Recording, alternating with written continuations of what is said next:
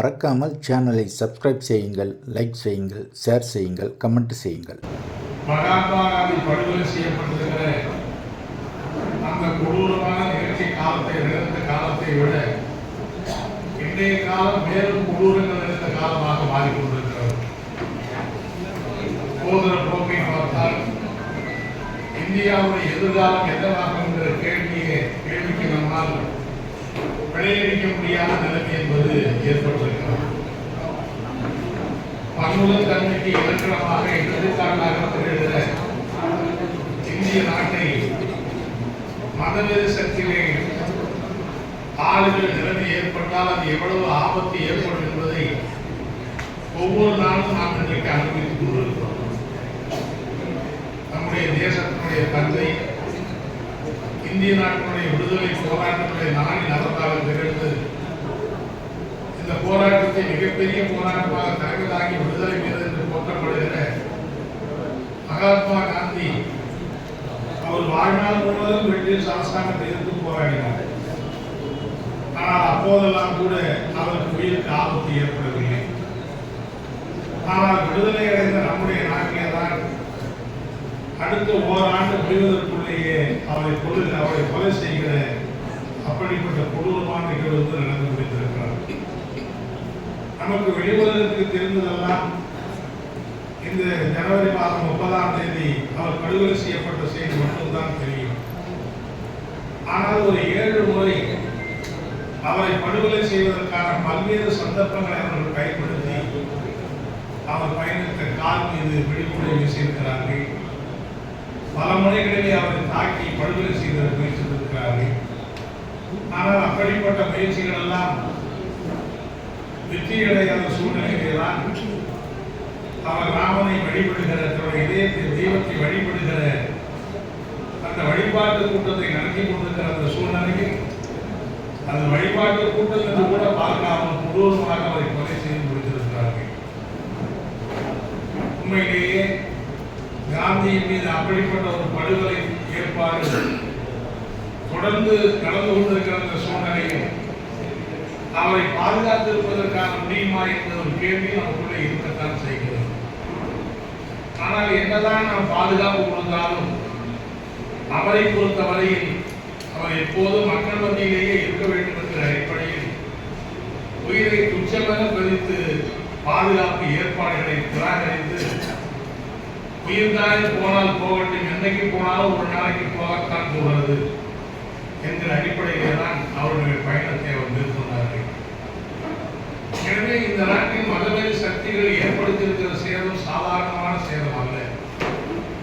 இந்தியாவிலே நடைபெற்றிருக்கிற போர்களிலே மனிதர்கள் மாண்டதை விட, இந்தியாவிலே பல்வேறு நோய்நொடிகளிலே மனிதர்கள் மாண்டவர்களை விட, மத கலவரங்களிலே சாதி கலவரங்களிலே மாண்டவர்கள் அதிகம் என்று சொல்லுகிற அளவுக்கு நிலைமை மோசமாக போய் கொண்டிருப்பதை வரலாற்று நெடுகில் நாம் பார்த்துக் கொண்டிருக்கிறோம்.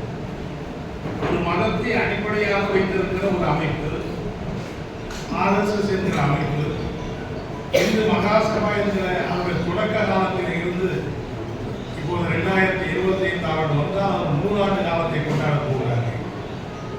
அவர்கள் தொடங்கிய காலத்திலிருந்து இந்த நாட்டின் விடுதலை எதிர்த்து மிகப்பெரிய கிளர்ச்சி நடந்த போது அந்த விடுதலை கிளர்ச்சியில் அவர்களுக்கு பங்கில்லை. பிரிட்டிஷ் ஏகாதிபத்தியத்தை எதிர்ப்பவர்கள் வெண்சமர் புரியவில்லை.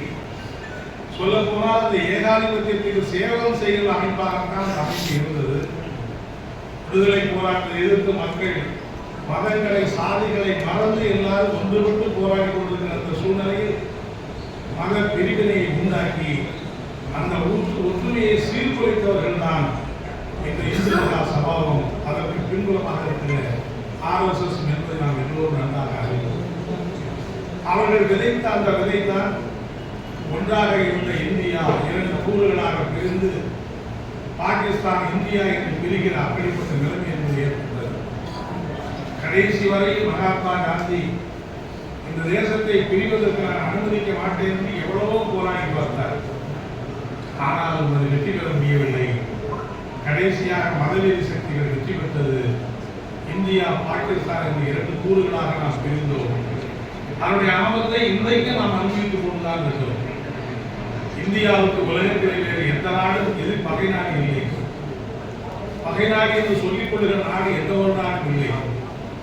ஆனால் நம்மிடமிருந்து ஒரு காலத்தில் பிரிந்த பாகிஸ்தான் தான் இந்தியாவுக்கு பகை நாடுகளாக இருக்கிறது சொன்னால் இதை பிரிட்டிஷ் ஏகாதிபத்தியம் இந்த நாட்டை பிரித்து வைத்து நிரந்தரமாக இந்த பகையை கூட்டிவிட வேண்டும் என்று நினைத்தார்கள்.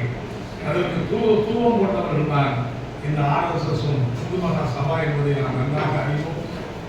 அப்படிப்பட்ட அந்த கொடூரத்தின் விளைவாகத்தான் காந்தியை அவர்கள் கொலை செய்வது என்கிற முடிவுக்கு வந்தார்கள். RSSனால் பயிற்றுவிக்கப்பட்ட நாதுராம் கோட்சே நீதிமன்றத்தில் சொல்லியிருக்கிற வாக்குமூலத்தில் அவர் ஒன்றும் நான் மகாத்மா காந்தியை கொலை செய்யவில்லை என்று மறுக்கவில்லை. கொலை குற்றவாளிகள் எல்லாம் கூண்டிலே ஏறி நான் கொலை செய்யவில்லை என்று மறுத்தார்கள். அதை மறுத்துதான் நீதிமன்றத்தில் வாதிடுவார்கள். ஆனால் நாதுராம் கோட்சே அதை புத்தகமாகவே போட்டிருக்கிறார்கள். அவர் மறுக்கவில்லை. நான் மகாத்மா காந்தியை கொலை செய்ததை பெருமையாக கருதுகிறேன் என்றுதான் சொன்னார் என்று சொன்னால் எப்படிப்பட்ட ஒரு மத வெறி அவருக்கு ஊட்டி வளர்க்கப்பட்டிருக்கிறது என்பதை தான் பார்க்க வேண்டும். அவரை கொலை செய்வதற்கு அடிப்படையான காரணம் என்ன? அவர் வெளியே ஏகாதிபத்தியத்தை எதிர்த்து போராடினார் என்பதற்காக அல்ல. மிக முக்கியமான காரணம் இந்த நாட்டிலே மதம் என்பது அரசியலிலே கலக்கக்கூடாது. மதம் என்பது ஆட்சியிலே இருக்கக்கூடாது. இந்திய நாடு விடுதலை அடைந்து சுதந்திரனாக பிரகடனப்படுத்த போது ஒரு மத சார்புள்ள நாடு என்று தன்னை பிரகடனப்படுத்திக் கொள்ளக்கூடாது, மத சார்பற்ற நாடு என்று தன்னை பிரகடனப்படுத்திக் கொள்ள வேண்டும் என்று வற்புறுத்தியவர்தான் மகாத்மா காந்தி அவர்கள். அப்படிப்பட்ட ஒரு அரசியல் சாசனத்தை உருவாக்க வேண்டும் என்று விரும்பினார். அதனால்தான் அந்த குழுவிலே டாக்டர் அம்பேத்கரை அரசியல் அந்த சாசன குழுவிலே உறுப்பினராக சேர்த்தார்கள். அதன் பிறகு அந்த குழுவிலே தலைவராகவும் தேர்ந்தெடுக்கப்பட்டார். அன்றைக்கு அரசியல் சாசன உறுப்பினராக இந்தியாவிலே போட்டியிட்டு வெற்றி பெற முடியாத அம்பேத்கர் அவர்கள் பாகிஸ்தானிலே இருந்துதான், அன்றைக்கு பாகிஸ்தான் அவரோடு இருந்த காரணத்தாலே அங்கிருந்துதான் போட்டியிட்டு வெற்றி பெற்றார். இந்தியா பிளவுபட்ட பிறகு அவர் அரசியல் நிர்ணய சபையில் உறுப்பினராக இருக்கிற தகுதியை இழந்த நிலைமை ஏற்பட்டது. அப்போதுதான் மகாத்மா காந்தி அவரை பம்பாயிலே போட்டியிட செய்து வெற்றி பெற வைக்க வேண்டும் என்று கேட்டு அவர் பம்பாயிலே போட்டியிட்டு வெற்றி பெற்றார். அதன் பிறகு இந்த நாட்டிலே ஆட்சி அமைகிற போது அம்பேத்கருக்கும் காந்திக்கும் நிறைய முரண்பாடுகள் உண்டு, நிறைய கருத்து வேறுபாடுகள் கூட உண்டு. ஆனாலும் அமைகிற முதல் ஆட்சியிலே அம்பேத்கர் அமைச்சராக இருக்க வேண்டும் என்று வற்புறுத்தியவர் நம்முடைய மகாத்மா காந்தி அவர்கள். எனவே அப்படிப்பட்ட ஒரு மதசார்பற்ற நாட்டை உருவாக்குகிற அந்த அடிப்படை அதற்கு அடிநாதமாக திகழ்ந்தவர் மகாத்மா காந்தி. அதுதான் அவர்களுக்கு ஏற்றுக்கொள்ள முடியவில்லை, அதைத்தான் அவர்கள் பொறுத்துக் கொள்ள முடியவில்லை. இந்த நாட்டிலே இது ஒரு இந்திய நாடு என்பது இந்து நாடாக பிரகடனப்படுத்தப்பட வேண்டும், இந்து ராஷ்டிரம் என்று அறிவிக்கப்பட வேண்டும், ஒரு மதசார்புள்ள நாடு என்று மாற்றப்பட வேண்டும் என்கிற கோரிக்கையை காந்தி ஏற்காத காரணத்தினால்தான் இந்துக்களும் இஸ்லாமியர்களும் இரண்டு எதிரிகள் அல்ல, அவர்கள் சகோதரர்கள், என்னுடைய சகோதரர்கள், என்னுடைய உடன்பிறந்தவர்கள் என்று சொன்ன ஒரே காரணம்தான் அவரை கொலை செய்து தீர்த்து கட்ட வேண்டும் என்ற முடிவுக்கு அவர்கள் இருந்தார்கள்.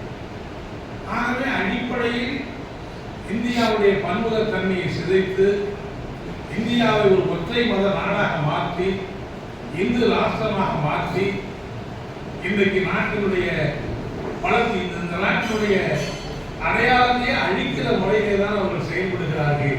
அவருடைய முக்கியமான பணியாகத்தான், முக்கியமான அங்கமாகத்தான் தேச தந்தையவே கொடூரமாக கொலை செய்திருக்கிற அந்த காரியத்தை செய்திருக்கிறார்கள்.